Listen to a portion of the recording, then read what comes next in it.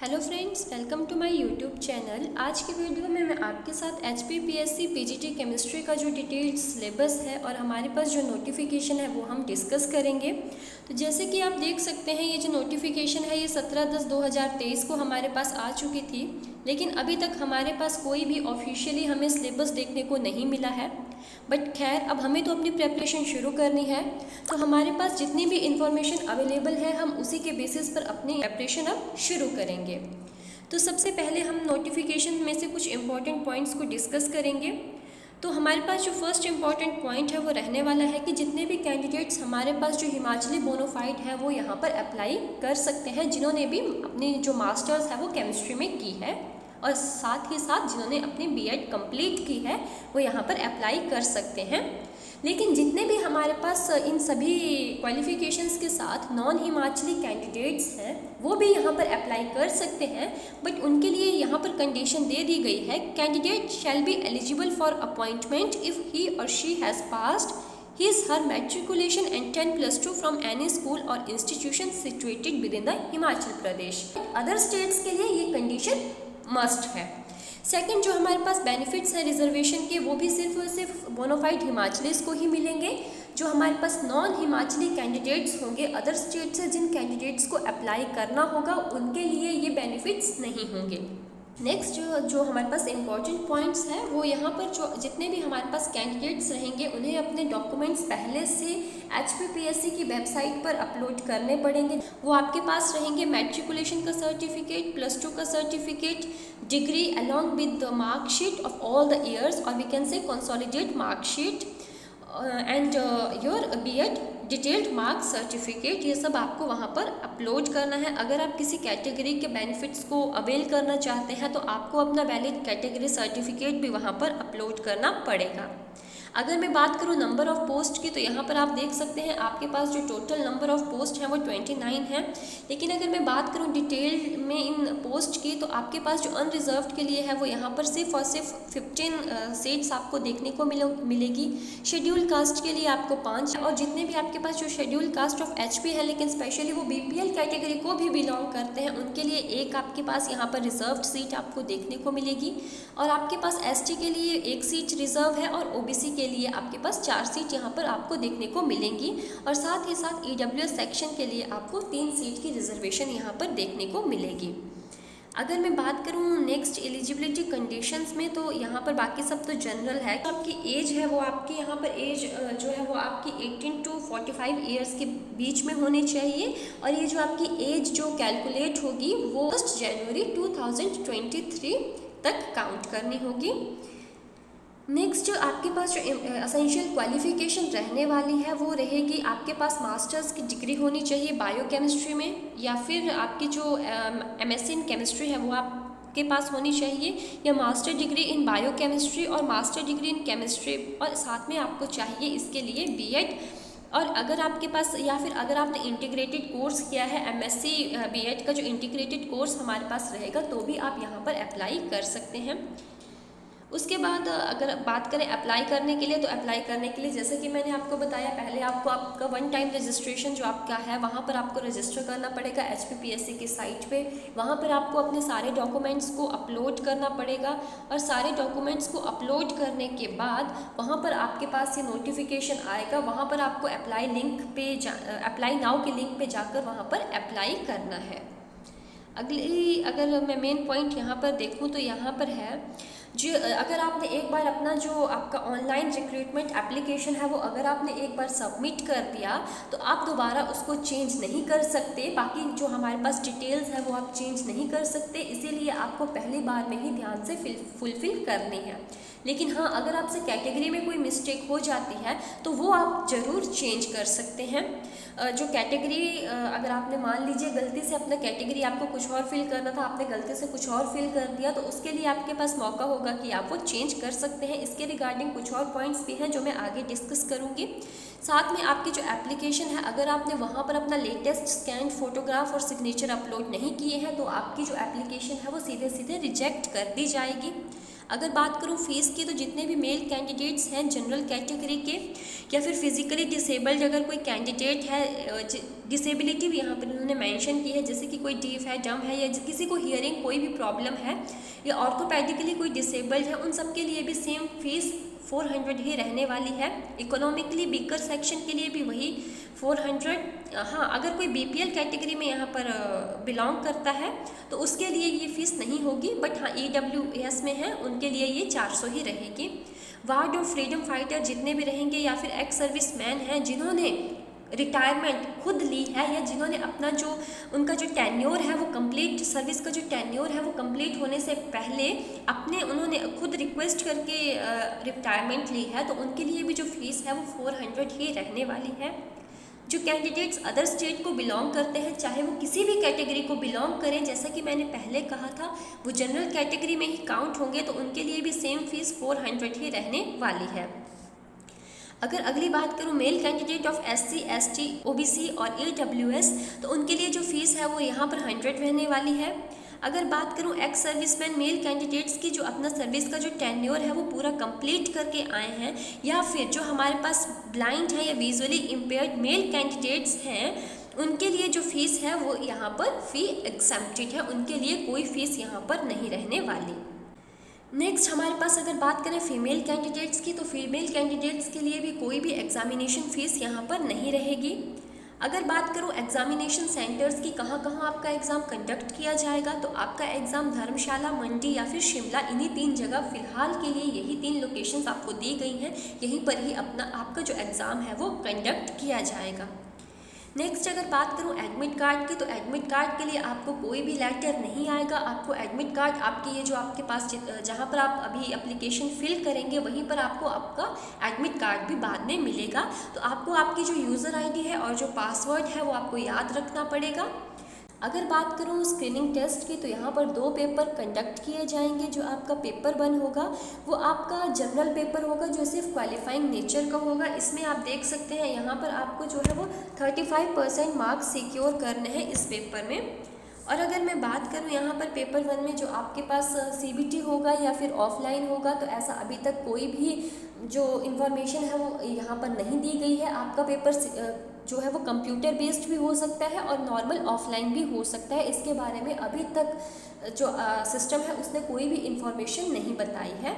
लेकिन हाँ, जो आपका पेपर 1 होगा उसमें जो सिलेबस रहेगा वो आपके पास general knowledge of Himachal Pradesh रहेगा 30 मार्क्स का, और उसके बाद आपके पास जो general knowledge of national and international affairs है वो भी रहेगी 30 मार्क्स की, knowledge of Hindi language 20 marks की और नॉलेज ऑफ इंग्लिश लैंग्वेज भी 20 मार्क्स की। तो ये रहेगा आपका पेपर 1 का सिलेबस। इसके बाद अगर मैं बात करूँ पेपर 2 की, तो पेपर 2 आपका सब्जेक्ट ओरिएंटेड होगा। यहाँ पर आपको आपके सब्जेक्ट से रिलेटेड जो है वो क्वेश्चंस पूछे जाएंगे और ये पेपर आपका 2 घंटे का रहने वाला है। और अगर मार्क्स की बात करूँ तो ये 100 नंबर का पेपर रहने वाला है। इसमें आपको जितना भी आपने अभी तक केमिस्ट्री पढ़ा है +2 मास्टर्स में या फिर बात करूँ बैचलर्स में, वो सारा के सारा इन्फॉर्मेशन यहाँ पर इंक्लूडेड होगा।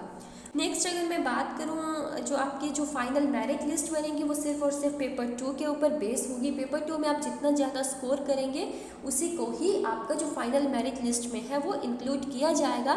लेकिन हम ये नहीं कह सकते कि पेपर 1 की कोई इंपॉर्टेंस है ही नहीं। सबसे पहली बात, हमें उसमें एटलीस्ट 35% सिक्योर करना है। और दूसरी बात, अगर पेपर 2 में किसी 2 कैंडिडेट्स के नंबर एक बराबर आ जाते हैं तो उस केस में उस कैंडिडेट को ज़्यादा प्रेफरेंस दी जाएगी जिस कैंडिडेट ने पेपर 1 में ज़्यादा स्कोर किया होगा।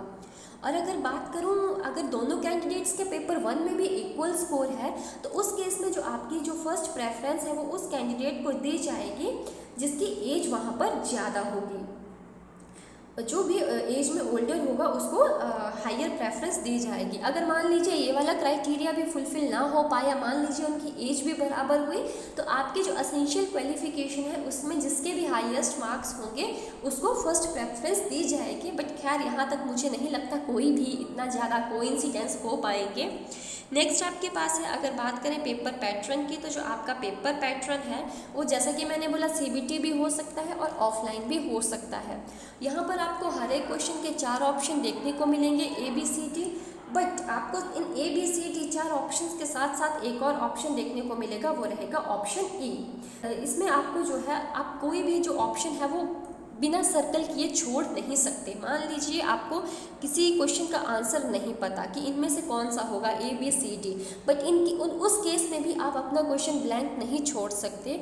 आपको ऑप्शन 5th ऑप्शन दिया गया है ऑप्शन ई, आपको उसको सर्कल करना पड़ेगा, अदरवाइज आपकी यहाँ पर नेगेटिव मार्किंग होगी। यहाँ पर साफ साफ लिखा गया है if any answer is left blank और none of the option is clicked और encircled then it will also result in negative marking. तो इस एग्ज़ाम में आपको 1/4 नेगेटिव मार्किंग देखने को मिलेगी। अगर आप कोई भी ऑप्शन चूज़ नहीं करते हैं, आप अपने क्वेश्चन को ऐसे ही छोड़कर आ जाते हैं, तो भी आपका जो नेगेटिव मार्किंग है वो होगी ही होगी। तो मेक श्योर कीजिएगा कोई भी ऑप्शन आपको खाली नहीं छोड़ना है। आपको अपना जो, अगर आपको आंसर नहीं पता, आपको लास्ट वाला ऑप्शन जो ऑप्शन ई होगा वो वाला ऑप्शन आपको ये वहाँ पर सर्कल करना ही पड़ेगा। नेक्स्ट अगर मैं बात करूँ नेगेटिव मार्किंग की, तो वो मैंने आपको बता दिया 1/4 नेगेटिव मार्किंग यहाँ पर आपको देखने को मिलेगी गलत आंसर के लिए। लेकिन अगर आप एक से ज़्यादा 2 आंसर्स को टिक करते हैं तो भी आपका जो क्वेश्चन है वो गलत कंसीडर किया जाएगा और उसके लिए भी आपको नेगेटिव मार्किंग देखने को मिलेगी। If more than 1 answer it will be treated as strong answer. No circle, अगर आप कोई भी सर्कल वहाँ पर नहीं क्लिक करते तो भी वो नेगेटिव मार्क्स आपको देखने को मिलेंगे। और अगर आपको लगता है किसी क्वेश्चन में 2 आंसर्स ठीक हैं तो भी आपको किसी एक ऑप्शन को ही चूज़ करना है। अगर आप 2 करेक्ट ऑप्शंस को भी चूज़ कर लेंगे तो भी आपको वहाँ पर नेगेटिव मार्किंग देखने को मिलेगी। तो मेक श्योर कीजिएगा कोई एक ही ऑप्शन आपको चूज़ करना है। नेक्स्ट अगर मैं बात करूं तो जो आपके पास सिलेक्शन प्रोसेस है वो 2 स्टेजेस में कंप्लीट होगी। जैसा कि अभी हमने डिस्कस किया, जो स्टेज 1 है वो रहेगी आपकी स्क्रीनिंग टेस्ट, जिसमें आपके 2 पेपर लिए जाएंगे, और जो आपकी दूसरी स्टेज है वो रहेगी आपकी डॉक्यूमेंट वेरिफिकेशन, जहां पर आपको अपने ओरिजिनल डॉक्यूमेंट्स को वेरीफाई करवाना है। अगर बात करूं कैटेगरी क्लेम की, तो मान लीजिए जब आप अपनी कैटेगरी क्लेम कर रहे थे, गलती से आपने वहाँ पर जो आपको कैटेगरी चूज़ करनी थी वो आपने नहीं चूज़ करी, आपने कोई और कैटेगरी गलती से चूज़ कर दी, या फिर बाद में आपको लगता है कि मेरे पास कैटेगरी का सर्टिफिकेट नहीं है, मुझे जनरल से अप्लाई करना था, या कोई भी रीज़न आपके पास हो सकता है, तो उस केस में आपको कमीशन ये जो है तो अपॉर्चुनिटी देगा कि आप अपनी कैटेगरी को चेंज कर सकते हैं। Candidate filled his category wrongly in ORA और his her category undergo a change before the prescribed closing date or submission of online recruitment application through the OTR portal, then such candidate shall have to get his her application modified by requesting the commission to that effect in writing। तो उसको commission को return में ये देना होगा कि मेरी category यहाँ पर गलती से गलत फिल हो गई है, तो प्लीज़ इसे चेंज कर दिया जाए। आपको वो आपके पास एक अपॉर्चुनिटी यहाँ पर चेंज करने के लिए रहेगी। साथ ही साथ अगर आपको लगता है कि आपने अभी कैटेगरी, मान लीजिए आपका एग्ज़ाम हो गया और आपको तब ध्यान में आता है कि आपने कैटेगरी गलत चूज़ कर ली थी, आपको कैटेगरी चेंज करनी है, तो एग्ज़ाम होने के बाद भी आपके पास जो है वो 15 दिन का यहाँ पर टाइम रहेगा, जब आप अगेन रिटर्न में जो है वो कमीशन से रिक्वेस्ट कर सकते हैं आपकी कैटेगरी को चेंज करने के लिए। लेकिन ध्यान रहे, इसके अलावा बाकी सारी इन्फॉर्मेशन जो भी आपने फुलफिल की होगी वो आपको बिल्कुल ध्यान से फुलफिल करनी है, बिकॉज वो बाद में चेंज नहीं होने वाली। आपका जो कैंडिडेचर है वो कैंसिल हो सकता है। नेक्स्ट अगर मैं बात करूं तो ये भी आप यहाँ पर सिर्फ आप रिक्वेस्ट कर सकते हैं, बाकी जो फाइनल डिसीजन है वो कमीशन के ऊपर रहेगा। वो आपकी कैटेगरी को चेंज करने के लिए जो आपने एप्लीकेशन दी है उसको एक्सेप्ट करता है या नहीं, ये पूरी तरह से कमीशन के ही पास डिसीजन रहने वाला है। तो यही कुछ इंपॉर्टेंट पॉइंट्स थे इस नोटिफिकेशन में। बेसिकली आपको जो भी है, अगर मैं शॉर्ट में बोलूँ तो ये नोटिफिकेशन जो है तो यहाँ पर वो कैंडिडेट्स अप्लाई कर सकते हैं। फर्स्ट ऑफ ऑल जो हिमाचली बोनोफाइड हैं वो यहाँ पर सभी अप्लाई कर सकते हैं जिनके पास भी मास्टर डिग्री है केमिकल साइंस में, और साथ में जिन्होंने भी BEd कर रखी है। और जो नॉन हिमाचली कैंडिडेट्स हैं वो यहाँ पर अप्लाई कर सकते हैं अगर उन्होंने अपनी 10+2 और जो 10th है वो हिमाचल में सिचुएटेड किसी स्कूल से पास की हो। सेकंड, अगर आप किसी कैटेगरी से अप्लाई कर रहे हैं तो उस कैटेगरी का सर्टिफिकेट आपके पास होना चाहिए। आपकी एज 18 से 45 साल के बीच में होनी चाहिए। एज जो आपको कैलकुलेट करनी है वो 1 जनवरी 2023 तक के हिसाब से कैलकुलेट करनी है। और अगर उसके अलावा हम बात करें तो आपके पास 2 पेपर रहेंगे। तो पेपर 1 में आपके पास रहेगा general knowledge of Himachal Pradesh में geography of Himachal Pradesh, history of Himachal Pradesh, culture and art of Himachal, general knowledge of national and international affairs, जिसमें आपके पास जो भी करंट अफेयर्स है, इकोनॉमी, बिजनेस, स्पोर्ट्स, गेम्स, जो भी आपके पास साइंस एंड टेक्नोलॉजी से रिलेटेड करंट अफेयर है वो सब आपको ध्यान में रखना होगा।